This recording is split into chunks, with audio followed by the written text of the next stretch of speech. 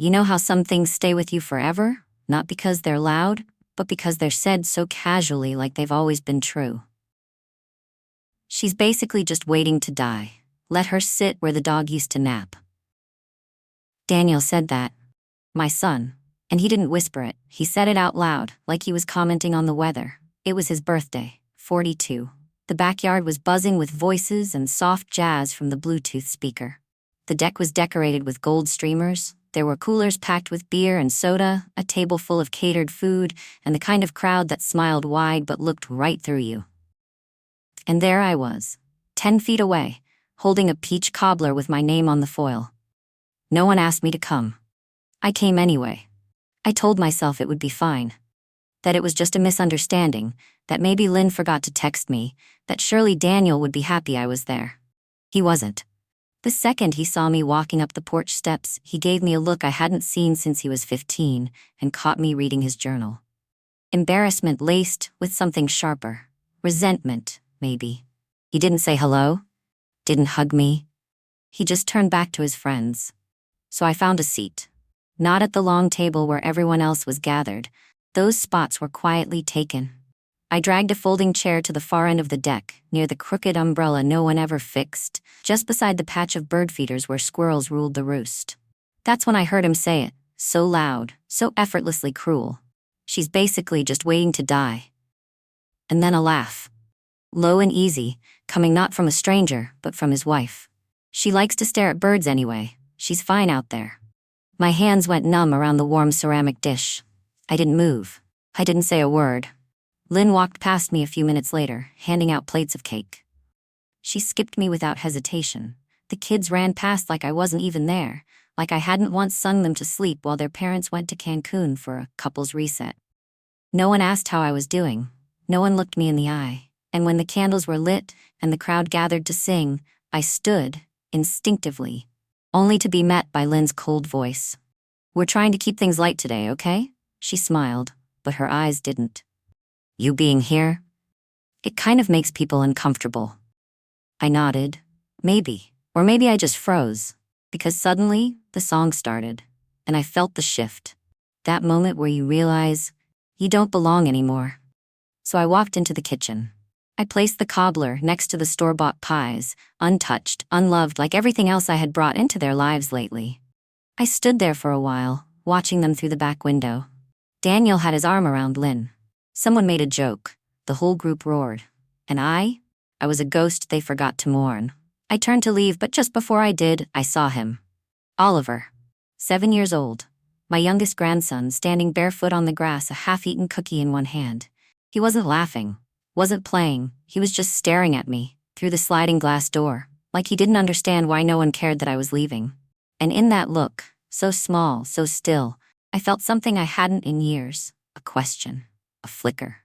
A beginning. I didn't wave, I didn't cry, I just walked out that door with my keys in one hand and something else in the other. Resolve. Because in that moment, I whispered something I hadn't said since I turned 50. I'm not done yet. I used to think survival was enough. That keeping the lights on, the fridge half full, and a roof that only leaked once in a while somehow meant I was doing okay. That if I just worked hard enough, quietly enough, gave enough, they'd see me. Appreciate me. But no one applauds the wallpaper for holding up the house. Daniel was 5 when Richard got sick. Stage 3. The doctor said aggressive, and I remember thinking how strange that word sounded in a hospital gown. We had no savings, no backup plan, just a 20-year mortgage, a rusting sedan, and a son who still needed help tying his shoes. So I did what any woman does when the world crumbles. I tightened my jaw and picked up the pieces. I started cleaning houses on Tuesdays and Thursdays, ran the register at a local diner on weekends, and took up sewing jobs in between. Hemming jeans, fixing buttons, letting out wedding dresses for girls half my size. I remember once trading a hand-stitched curtain for Daniel's school backpack. He never knew. Richard passed 2 years later. It was quiet, just me and him in the hospital room, his hand cold in mine, while Daniel waited outside with his Game Boy and a peanut butter sandwich. I didn't have time to grieve. Bills don't pause for heartbreak. I went straight back to work 3 days after the funeral. The manager at the diner said, "Take a week. but the rent didn't agree. I sold my engagement ring the following spring, used it to fix the roof, and buy Daniel a used laptop for school. He wanted to be an architect back then. Drew little cities in the margins of his notebooks. He once told me, "When I'm big, I'll build you a house, Mommy, with a giant kitchen and no stairs so your knees don't hurt." I still remember that. I think I always will. We never had vacations. No Disneyland, no beach photos, but I made sure birthdays were magic. Homemade cakes. Balloons from the dollar store. Cardboard crowns and treasure hunts in the backyard. Every time he smiled, I told myself it was enough. Even when my hands cracked in winter from scrubbing other people's floors. Even when I skipped meals so he'd have enough. Even when I got bronchitis and worked through it because calling in sick meant not making rent. And still, I believed. Believed that one day when he was older, he'd remember it all. Not the things, but the effort. The way I stayed, the way I carried us. There was a winter, Daniel must have been 12, when I got laid off from the diner and had to choose between paying the heat or keeping the car running. I chose the car. Because it got him to school. Because even then, I knew I couldn't afford for him to fall behind. We slept in double socks and boiled water on the stove to warm the air. I told him it was an adventure. He told me it was kind of fun. I never let him see me cry. Back then, I used to keep a notebook under my pillow, not a diary, just pages. Scraps, thoughts, recipes I wanted to try. A list of things I'd do if I ever had a day off. One page just said, "One night at the movies, popcorn, large butter." I kept every school project he brought home, even the messy ones, even the one where he spelled engineer wrong. I taped them to the fridge with pride. And then came high school, first girlfriend, first heartbreak. First time he rolled his eyes and told me, "You wouldn't understand." But I still packed his lunches. Still left notes that said, "You've got this." Still watched from the car as he walked into school, taller each time, farther away somehow. Then college acceptance letters. Scholarships that didn't cover everything. So I sold the antique vanity my mother left me, the one I always swore I'd keep. I worked extra shifts at a laundromat 2 towns over. The fumes made me dizzy. But I'd lie and say, "It's nice to be busy." He once called me at midnight freshman year. Said he missed my lasagna. Said the dorm food sucked. I stayed up that night baking and mailed a frozen tray the next morning. When he graduated, I wore a dress I found at Goodwill. It was 2 sizes too big, but I stitched it in. He didn't thank me in his speech. He thanked Lynn, then his girlfriend, already glowing with future plans. And still, I smiled. Still clapped like my heart wasn't breaking. Because that's what love looks like when it's quiet. When it's real. You give even when it's not returned. I kept telling myself, maybe one day, just maybe, he'd turn around. Remember the nights I stayed up sewing, the days I skipped meals, the moments I handed him everything and kept nothing. But as the years passed, so did the calls. The visits grew shorter, the thank yous fewer, and even then I held on. Because when you've built your life around someone else's future, it's hard to imagine you ever had your own. The thing about fading out of someone's life is, you don't even notice it until you've already disappeared. It starts small. You call, they don't answer. You ask if they need anything, they say we're good. You offer to help with the kids, and suddenly there's always someone else. Then birthdays come. But the invitations don't. Daniel stopped inviting me to Thanksgiving 2 years ago. He said it was just going to be small this year. I found out later they hosted 22 people. Lynn posted it all on Facebook. Centerpieces, cranberry sauce, little paper leaves with everyone's names. Everyone's, but mine.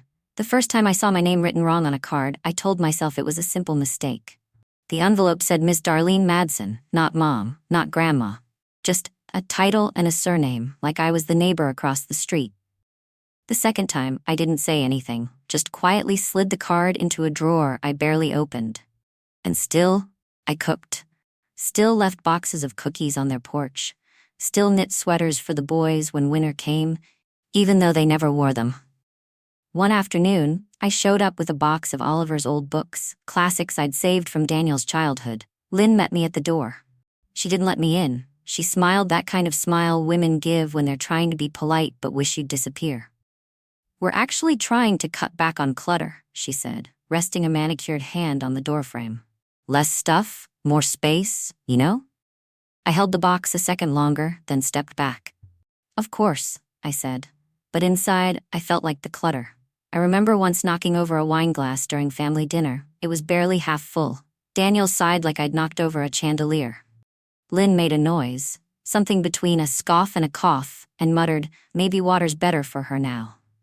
Everyone heard. No one said a word. That Christmas I wasn't invited. Again. I told myself I didn't care. I bought a small roast for one, opened a can of cranberry sauce, and left the TV on just to feel less alone. But at around 6 p.m. I drove by their house anyway. Just once. Just to see the lights, and there they were, twinkling across the roofline like some picture-perfect postcard. Through the window I could see silhouettes moving, laughter.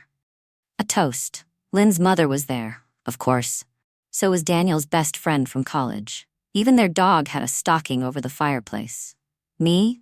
I was parked across the street with the engine off, watching like a stranger who'd gotten lost on her way home. I stayed 10 minutes, maybe 12, then drove away before I could start crying. But it wasn't until Oliver's school recital that I realized something had truly broken. I arrived early, sat in the middle row, brought flowers just in case. He was playing a small role, boy in the treehouse. It wasn't much, but it was something. When the show ended, the kids ran down the aisles to find their families. Oliver spotted me first. He lit up, started running, but then Lynn stepped in, placed a hand on his shoulder and gently turned him toward their side, toward the cameras, the claps, the curated smiles. He looked back once, just once, and that was the moment I knew. They were training him to forget me. A few days later, I stopped by with a box of his old toys, the ones he used to beg me not to throw away. Daniel answered the door. He looked tired, or maybe just done. "Mom," he said, "we've been meaning to talk." That's how it always starts. He told me they'd decided it was time to consider options, assisted living maybe, that it would be safer, that I'd have company, that the boys don't mean to be distant, they're just busy, that we'll still visit, of course. I stood there, holding a box of plastic dinosaurs and wooden blocks and a tattered copy of Where the Wild Things Are. And I said nothing, because what do you say when your child, your only child, tells you that your usefulness has expired? That you're now a burden to be managed. A name on a list. A woman once called mom, now repackaged as a responsibility. I left without giving him the box. I drove home, parked, sat in the dark for over an hour, and somewhere between the streetlight flickering and the heater clicking on, I whispered 2 words I never thought I'd say again. Enough now. I didn't sleep that night. Not a wink. I sat by the kitchen window with a cup of tea that went cold long before the sky started to lighten. I wasn't crying, I wasn't shaking, I wasn't even angry. I was clear. There's a silence that only comes when you finally stop begging to be seen. It's not peace exactly, but it's a kind of power. Like stepping out of a room where the lights were always too bright and realizing you can breathe again. The next morning, I pulled out an old shoebox from the closet. Inside, envelopes, receipts, copies of documents I had nearly forgotten I even owned. And a deed. Signed and notarized in 1999.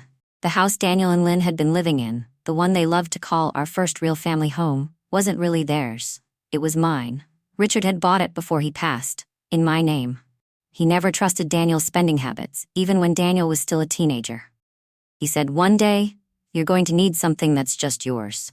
Something they can't take." Back then, I'd thought it was just his grief talking. Now I knew better. I took the deed and placed it in a folder, along with a few other things. Old letters from Richard, bank statements from the joint savings account he left for me, and the updated will I'd quietly filed 6 years ago. Then I picked up the phone. His name was Gerald Taylor, my husband's friend from high school. He'd gone on to become an estate lawyer, one of the few people who still sent me a Christmas card every year, even when I hadn't replied since 2017. "Gerald," I said, voice steady, "I think it's time we talked." There was a pause. Then his familiar warm chuckle. "I was wondering when I'd hear from you." Over the next 2 weeks I met with him quietly. Early mornings in the side office of his firm, always entering through the back to avoid drawing attention. We went over the documents, updated the language on the trust, and made arrangements I never thought I'd need. But what surprised Gerald most wasn't the property or the funds. It was the clause Richard had written into his will before he passed. A clause that hadn't been triggered until now.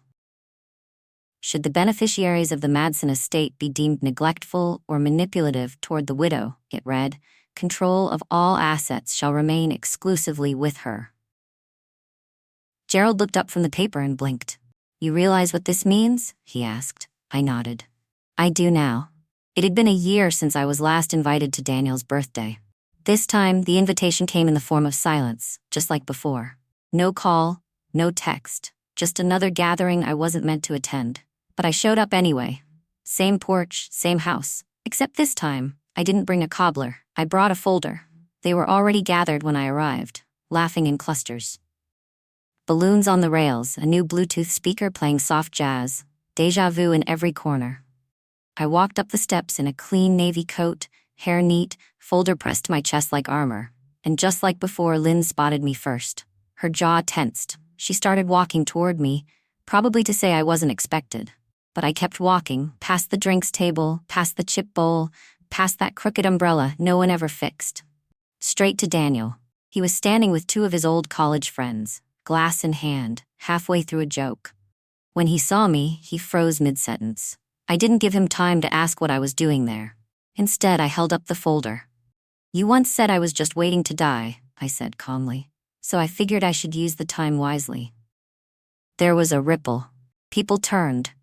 I opened the folder and pulled out the first paper. This is the deed to this house, I said, loud enough for those nearby to hear. It's in my name, always has been. Richard put it that way for a reason. Daniel's face turned white. Lynn appeared beside him, voice sharp. What is this, some stunt? No, I replied. This is legal notice, I'm selling the house. A gasp. Someone dropped a plastic cup. Daniel stepped forward. You can't just do this. I can, I said. And I will. But that's not the only thing I came to give you. I reached in the folder again, pulled out a letter, laid it on the table. Dad's final addendum to his will. The one he left with Gerald Taylor, his old friend. It gives me full control over everything until I decide otherwise. Daniel opened the letter with shaking hands. The room was silent now, eerily still. I let it breathe. Your father loved you, I said, softer now, but he trusted me. Then I turned, and that's when I saw Oliver. Standing in the same place I had sat last year, by the umbrella, watching everything, just like before. But this time, when our eyes met, he smiled, and I smiled back, because this time, I wasn't the forgotten woman in the corner. I was the storm they never saw coming. The house sold fast. Within 3 weeks, it was under contract. A young couple with a toddler and a rescue dog had fallen in love with the wraparound porch and the lemon tree I'd planted 20 years ago. Daniel and Lynn were given 60 days to vacate. They didn't take it well. At first, there were calls. Voicemails filled with disbelief, then guilt, then anger. Daniel said I was tearing the family apart. Lynn left a message that said, "You're ruining everything for the boys." But I didn't return the calls. Because for once, I wasn't the one trying to fix something I didn't break. The day the real estate sign went up, Lynn was outside with a phone in her hand, pacing. I watched from my car across the street. She pointed. She gestured. She even cried a little. But not once did she look up at the second-story window, where I stood last year, holding a cobbler and pretending I couldn't hear her whisper, "She probably doesn't even know what day it is." Funny how clarity looks like cruelty to those who've gotten too used to control. By the 4th week, Daniel showed up at my door. Not the porch, the actual door. I opened it a crack. He looked smaller, like the boy I used to know. Not because he was gentle, just because he was unsure. "Can we talk?" he asked. I stepped outside and closed the door behind me. He asked why. Why now? Why like this? I didn't raise my voice. I didn't list the years. Didn't mention the birthdays missed, the dinners skipped, the slow erasure of who I was. I just said, "You always had a home, because I built it. I just decided not to let you live in it anymore." The moving truck came on a Monday. It was cold, overcast, the kind of gray that sits in your bones. I watched from across the street as Daniel stood on the porch, arms crossed, while Lynn barked orders to the movers. There were boxes, duffel bags, coat racks. No neighbors came to help. I wondered if they noticed the difference in tone, how the whispers that once followed me at family gatherings now hovered around them. The truth doesn't need to scream to be heard. It just waits. That week, I heard from Oliver's teacher. Not Daniel. Not Lynn. His teacher. She told me Oliver had been quiet. Distant.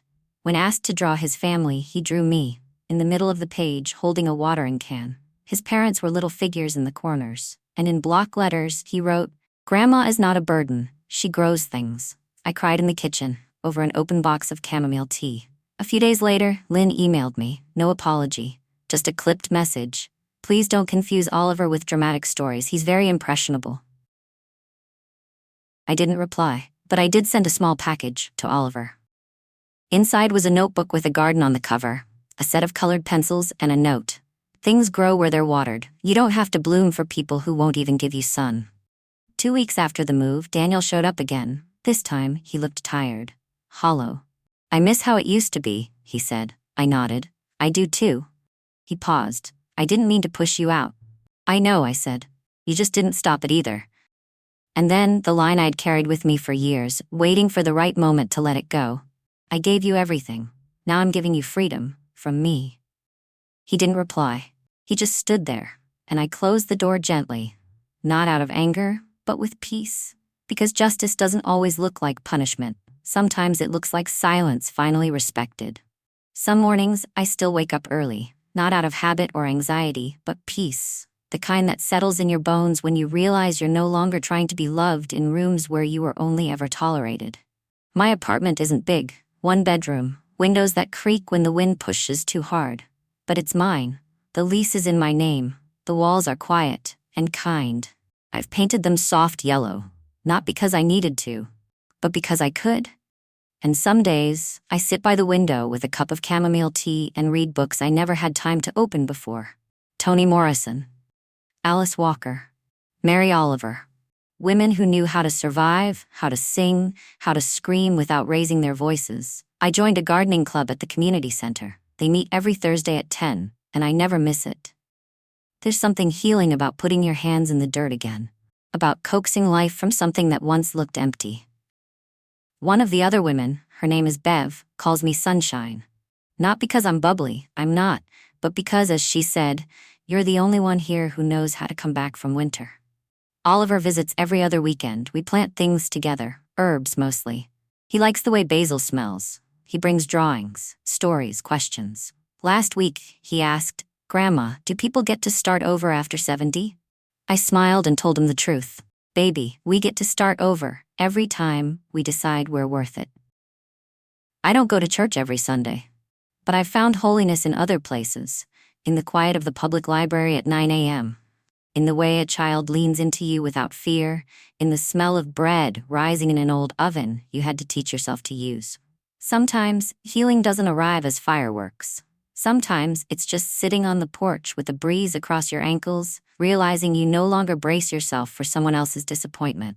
I don't need a big ending. I don't need them to apologize. I just needed space to breathe, to be, to finally live like I was 25 again.